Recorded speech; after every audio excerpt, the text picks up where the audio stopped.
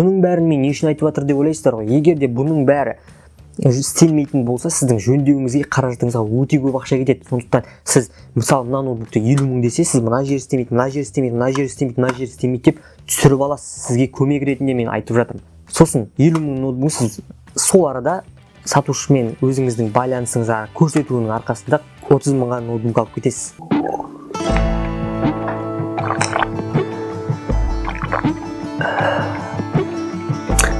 Сәлем достым, керемет нұр арнасына қош келдің. Бүгін біз саған жалпылама түрде бір сұраққа жауап беретін боламыз. Ол қазіргі таңда көп мәселе ноутбукты, яғни бұл қолданылған ноутбукты қалай тексеріп, қалай ұрынбай, жақсылай түрде өзіңе бір қандай ноутбук алғың келеді, сапалы түрде ноутбуктарды қалай алу керектігін қарастыратын боламыз. Сіздермен бірге қазір осы жерде. Осы сапалы ноутбуктарды негізі сіздерге айтар кеңесім достар, егер де сіздер ноутбук аламын деп шешсеңіздер, сіздерге айтарым, егер де сіздердің ақшаларыңыз болып тұрса, бюджетпен сізде бар бюджет болып тұрса, негізі сіздерге жаңа ноутбук алған дұрыс. Бірақ алайда көбісінің ондай ақша бар деп есептемеймін. Кейбір адамдарда ақшасы жетпеуі мүмкін жаңа ноутбукқа. Сондықтан олар бұл қолданылған ноутбуктарды алу керек болады. Сонда қойылатын сұрақ: мен бұл ноутбукты қалай таңдаймын? Қазір сіздерге сол сұраққа жауап береміз. Ноутбукты жаңағы бұл ноутбуктар, қолданылған ноутбуктарды қайдан алуға болады? Ең бірінші сұрақ. Біз оны 3 тәсілге бөліп тастаймыз. 3 жерден алуға болады. Ол біріншісі. Бұл біріншісі менің ойымша ең тиімдісі. Өйткені ол сіздің достарыңыздан, туысқандарыңыздан алу. Қалай дейсіздер ғой?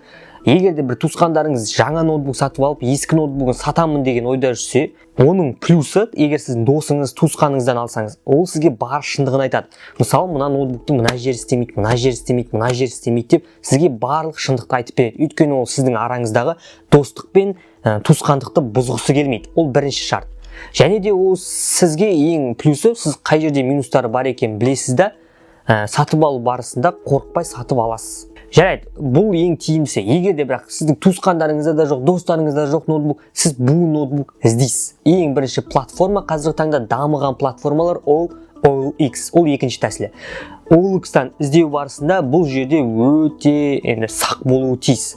Өйткені ол жерде көп мошенниктер барлығы тыққысы келеді, менікі ал, менікі арзан, күшті деген сияқты. Бірақ сырты бүтін, іші түтін болуы мүмкін достар.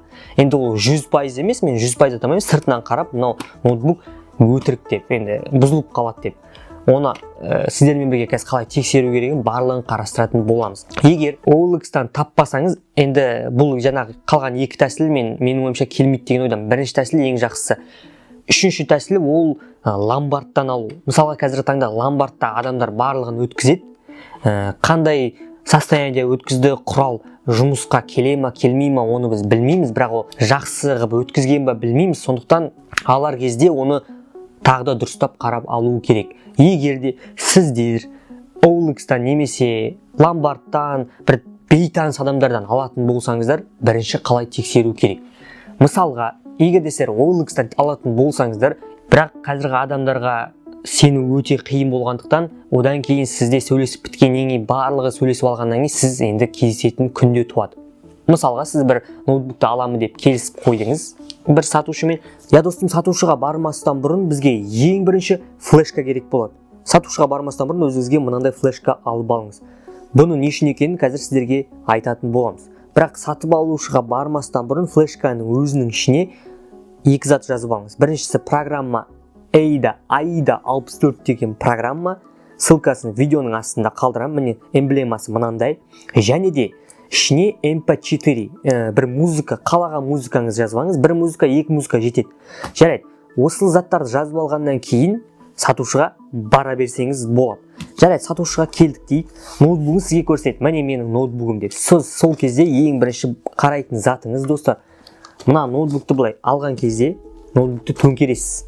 Ноутбукты төңкергеннен кейін ең бірінші шуруптарды қарайсыз. Сатушыға телефонмен звондап сұрайсыз, ремонтта болды ма, болған жоқ па деп. Егер сатушы бір шындықты айтатын шыншыл адам болса, ол айтады: ремонтта болған, нандай деп айтады. Жоқ, ремонтта болған жоқ десе, бірақ өзіңіз үшін тексере саласыз. Ол үшін жаңа ноутбук мен айтқанымдай төңкеріп, мына жерде бұралған отверткаларды қараймыз. Ол жерде отвертка негізі қара түсте болады көбінесе. Сол қара түстің краскалары кетіп қалған жоқ па, кетіп қалған ба, соны дұрыстап әрбір бекітілген жерлерін, отвертканың бекітілген жерлерін қарап шығатын боламыз мұқият. Егер де красканы біз байқайтын болсақ, краскасы түсіп қалған, оны отверткамен бүйтіп бұраған деген сөз. Краскасы түсіп қалса, онда ол ремонтталған. Демек, ол ашылған. Біреу ашып ремонттап қайттан жапқан деген сөз. Бұл ең бірінші қарайтын заттар.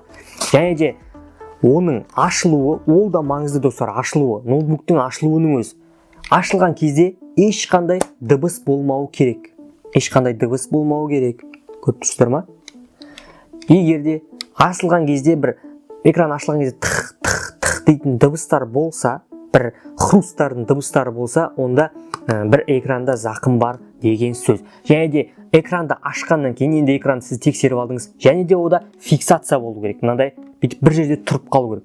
Қандай положениеге қоймасын, ноутбук өзінің положениясын сақтап тұру керек. Бұлай қатты ашасыз ба, жай ашасыз ба, орташа ашасыз ба, мүлдем басып тастайсыз ба, өзінің положениясын ұстап тұру қажет. Жарайды, оны ашқаннан кейін, одан кейін бізде мынандай матрицасын қараймыз. Экрандағы матрицаларды қарап шығамыз. Экранда ешқандай трещина жоқ па, бар ма, барлығын соның бәрін қарап шығамыз. Одан кейін қосуға әлі асықпаймыз. Мыналардың бәрін басып көреміз. Барлықтар клавиатуралардың барлығы дұрыс істей ме? Өзінің зарядкасы болса, бірінші ноутбуктың өз зарядкасымен қосамыз, немесе тікелей тоқ көзіне қосып, міндетті түрде тексеріңіздер. Егер де тікелей тоқ көзінен заряд алмайтын болса, онда мына жері жөнделмеген. Бұның бәрін мен не үшін айтып жатыр деп ойлайсыздар ғой? Егер де бұның бәрі істелмейтін болса, сіздің жөндеуіңізге, қаражатыңызға өте көп ақша кетеді. Сондықтан сіз мысалы мына ноутбукты 50 мың десе, сіз мына жер істемейді, мына жер істемейді, мына жер істемейді, мына жер істемейді деп түсіріп аласыз. Сізге көмек ретінде мен айтып жатырмын. Сосын 50 мың ноутбук сіз сол арада сатушымен өзіңіздің байланысыңызға көрсетуінің арқасында 30 мыңға ноутбук алып кетесіз. Сізге сол үшін айтып жатырмын. Мына жерін тексеріп алғаннан кейін, әрі қарай жалғастырайық. Мына жерін тексеріп алғаннан кейін дұрыстап, мынау былай балтац етпеу керек, нық тұру керек. Оның бәрін істей ме, істемей ме бәрін тексеріп аламыз. Сосын біз енді ноутбукты қосуға кірісеміз. Ноутбукты қосқаннан кейін біздің оның жұмыс істеу процесін қарайтын боламыз. Қосылу процесі аяқталғаннан кейін жұмыс істеу процесінде қарап отырыңыз. Тез қосыла ма, жай қосыла ма, оны да қараңыз.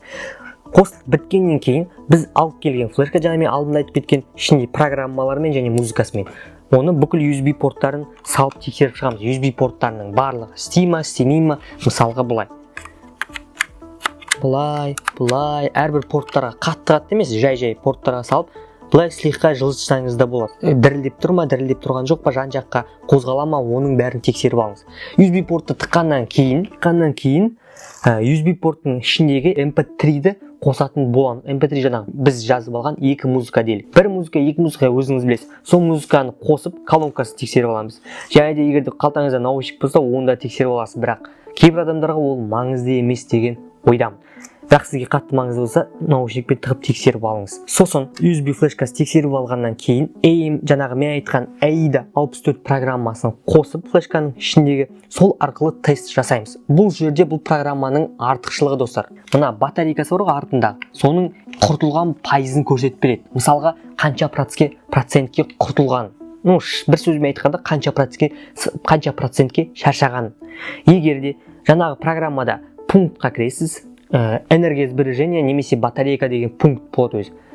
Батарейка деген пунктқа кіргеннен кейін батарейканың пунктіне сол жерде сіздің процент болады. Қанша процент пайыз көрсеткені маңызды. Егер де 15%-дан төмен болса, ол ноутбукты батарейкасы жақсы шыдайды, әлі де батарейкасы үнемді жұмыс істеуге болады деген батарейка. Ал егер де батарейканың шаршағандық пайызы 40%, 50% немесе 20-дан, бір сөзбен 20-дан жоғары болса, онда ол ноутбук шаршаңқы ноутбук деген сөз. Енді оны тексеріп алғаннан кейін батарейкаңыз бізде маңызды мәселе, ол бірінші свойства компьютерға кіріп, оның процессорын қараймыз. Процессор бұл ноутбуктың жүрегі, барлығы білетін шығар, қандай процессор тұр, қандай ядерный видео картасы тексере аласыз. Видео картасы тексеру үшін жаңағы свойствоға кіргеннен кейін диспетчер задача кіресіз, диспетчер устройствоға кіресіз. Диспетчер устройствоға кіргеннен кейін ол жерде барлық пункт тұрады. Қандай клавиатура, қандай тачпад. Және де достар, айтарым сіздерге, тачпадын да тексеріп алыңыздар. Міне басылатын тачпад ғой мынандай. Жаңағы диспетчер устройствода барлығы тұрады ғой, қандай процессор, қандай видеокарта, қандай ядерный ядросы барлығы тұрған кезде, ол жерде мен қарапайым тілде түсіндіріп кетейін. Ол жерде осындай леп белгісі тұрады. Үшбұрышты, ол ошибка деген мағынаны білдіріп тұрады, бір дефект бар деген сөз. Сол жерде мысалы қарайсыз. Мысалы видеокартасында леп белгісі тұрса, ол значит драйверін ауыстыру керек, немесе видеокартасының өзінде дефект бар деген сөз. Және де осыдан кейін біздің ноутбук қарастыруымыз аяқталды.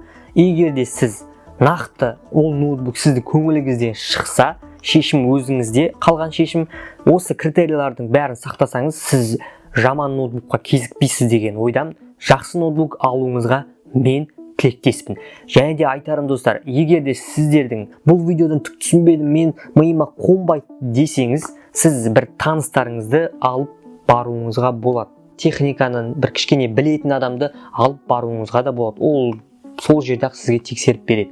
Достым, аяғына шейін көргеніңе рахмет. Енді сен жақсы ноутбук таңдай аласың деген ойдамын. Бұл тәсілдер сізге көмегін тигізсе, каналға лайк басып, қоңырауды басып, подписаться деген қызыл кнопканы басуды ұмытпаңыздар. Қай тәсіл ұнады, қайсы саған полезный болды, соны комментарияға жазуды ұмытпа. Достым, келесі кездескенше, дидарласқанша достым.